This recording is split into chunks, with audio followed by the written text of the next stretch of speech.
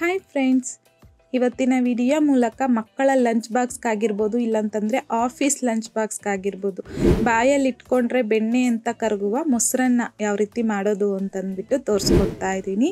ಬೇಗನೂ ಸಹ ಆಗೋಗುತ್ತೆ. ಸೊ ಬನ್ನಿ ಇವಾಗ ಲೇಟ್ ಮಾಡ್ದಿರಾ ಈ ಮೊಸರನ್ನ ಯಾವ ರೀತಿ ಮಾಡೋದು ಅಂತಂದ್ಬಿಟ್ಟು ನೋಡೋಣ. ಬೌಲಲ್ಗೆ 2 ಕಪ್ ಆಗುವಷ್ಟು ಸಾಫ್ಟಾಗಿ ಬೇಯಿಸ್ಕೊಂಡಿರ್ತಕ್ಕಂಥ ಬಿಸಿ ಬಿಸಿಯಾದ ರೈಸ್ ಹಾಕ್ಕೊತಾ ಇದ್ದೀನಿ. ನಾನಿಲ್ಲಿ ಲಂಚ್ ಬಾಕ್ಸ್ ಮಾಡ್ತಿರೋದ್ರಿಂದ ಬಿಸಿ ರೈಸನ್ನೇ ತಗೊಂಡಿದ್ದೀನಿ.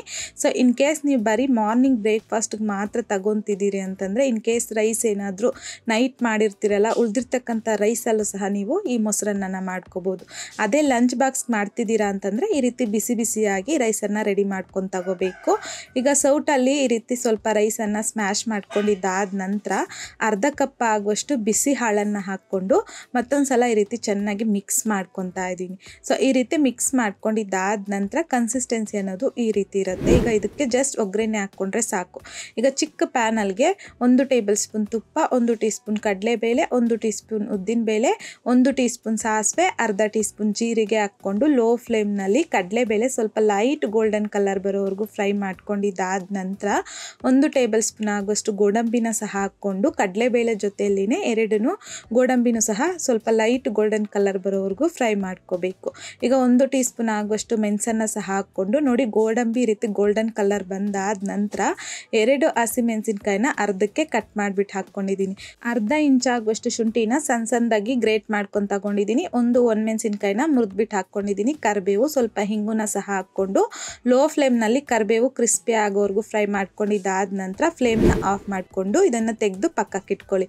ಈಗ ಹಾಲು ರೈಸನ್ನು ಮಿಕ್ಸ್ ಮಾಡಿ ಇಟ್ಕೊಂಡಿದ್ರಲ್ವ, ಇದರಲ್ಲಿ ಒಂದು 3 ಟೇಬಲ್ ಸ್ಪೂನ್ ಆಗುವಷ್ಟು ಸಣ್ಣದಾಗಿ ಗ್ರೇಟ್ ಮಾಡ್ಕೊಂಡಿರ್ತಕ್ಕಂಥ ಕ್ಯಾರೆಟ್, ಹಾಗೆಯೇ 3 ಟೇಬಲ್ ಸ್ಪೂನ್ ಆಗುವಷ್ಟು ಸಣ್ಣದಾಗಿ ಕಟ್ ಮಾಡ್ಕೊಂಡಿರ್ತಕ್ಕಂಥ ಈರುಳ್ಳಿ, ಸ್ವಲ್ಪ ಕೊತ್ತಂಬರಿ ಸೊಪ್ಪು, ಹಾಗೆಯೇ ಯಾವ ಕಪ್ಪಲ್ಲಿ ರೈಸ್ ತಗೊಂಡಿದ್ದೀರೋ ಅದೇ ಕಪ್ಪಲ್ಲಿ 2 ಕಪ್ ಆಗುವಷ್ಟು ಮೊಸರು, ಜೊತೆಗೆ ನಾವು ಒಗ್ಗರಣೆ ಮಾಡಿ ತಗೊಂಡಿದ್ದೀರಲ್ವ ಅದನ್ನು ಸಹ ಹಾಕ್ಕೊಂಡು ಚೆನ್ನಾಗಿ ಮಿಕ್ಸ್ ಮಾಡ್ಕೋಬೇಕು. ಒಂದ್ಸಲ ಎಲ್ಲ ನೀಟಾಗಿ ಈ ರೀತಿ ನೀಟಾಗಿ ಮಿಕ್ಸ್ ಮಾಡ್ಕೊಂಡಿದ್ದಾದ ನಂತರ ಇದ್ರ ಜೊತೆಯಲ್ಲಿನೇ ರುಚಿಗೆ ತಕ್ಕಷ್ಟು ಸ್ವಲ್ಪ ಸಾಲ್ಟ್ ಹಾಕ್ಕೊತಾ ಇದ್ದೀನಿ.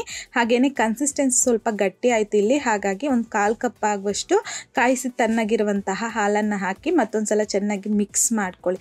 ಈಗ ನೋಡಿ, ನಮ್ಗೆ ಇಲ್ಲಿ ತುಂಬಾನೇ ರುಚಿಯಾಗಿರುವಂತಹ ಮೊಸರನ್ನ ಅನ್ನೋದು ರೆಡಿಯಾಗಿ ಹೋಗಿದೆ. ಕನ್ಸಿಸ್ಟೆನ್ಸಿ ಅನ್ನೋದು ಮೊಸರನ್ನದು ಈ ರೀತಿಯಾಗಿರಬೇಕು. ಸೊ ಈ ಮೊಸರನ್ನ ಈ ರೀತಿ ಮಾಡಿ ಮಕ್ಕಳ ಲಂಚ್ ಬಾಕ್ಸ್ಗೂ ಸಹ ಕಳಿಸ್ಕೊಟ್ರೆ ಅವರು ಅಷ್ಟೇ ಒಂಚೂರು ಬಿಡದೆ ತುಂಬ ಇಷ್ಟಪಟ್ಟು ತಿಂತಾರೆ. ಅಷ್ಟು ರುಚಿಯಾಗಿರುತ್ತೆ. ಮತ್ತೆ ನೆಕ್ಸ್ಟ್ ಡೇ ಬಂದು ನನಗಿದೆ ಮೊಸರನ್ನ ಮಾಡಿಕೊಡಿ ಅಂತ ಕೇಳ್ತಾರೆ.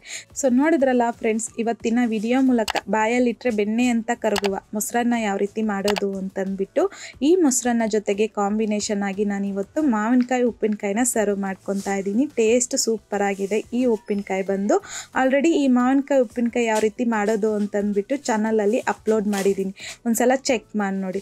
ಸೊ ಇವತ್ತಿನ ವಿಡಿಯೋ ಮೂಲಕ ಮೊಸರನ್ನ ಮಾಡೋದು ನೋಡಿದ್ರಲ್ಲ, ಈ ವಿಧಾನದಲ್ಲಿ ನೀವು ಮನೇಲಿ ಟ್ರೈ ಮಾಡಿ ಟೇಸ್ಟ್ ಯಾವ ರೀತಿ ಬಂತು ಅಂತಂದ್ಬಿಟ್ಟು ಮರಿದೇ ಕಾಮೆಂಟ್ ಬಾಕ್ಸಲ್ಲಿ ಕಮೆಂಟ್ ಮಾಡಿ, ಲೈಕ್ ಮಾಡಿ, ಶೇರ್ ಮಾಡಿ. ಮತ್ತಷ್ಟು ಈಸಿ ಆ್ಯಂಡ್ ಸಿಂಪಲ್ ಕ್ವಿಕ್ ರೆಸಿಪೀಸ್ಗೋಸ್ಕರ ದಯವಿಟ್ಟು ನೀವಿನ್ನೂ ನಮ್ಮ ಮೇಘಶ್ರೀಸ್ ಕಿಚನ್ ಚಾನಲ್ನ ಸಬ್ಸ್ಕ್ರೈಬ್ ಮಾಡಿಲ್ಲ ಅಂತಂದರೆ ಸಬ್ಸ್ಕ್ರೈಬ್ ಮಾಡಿ.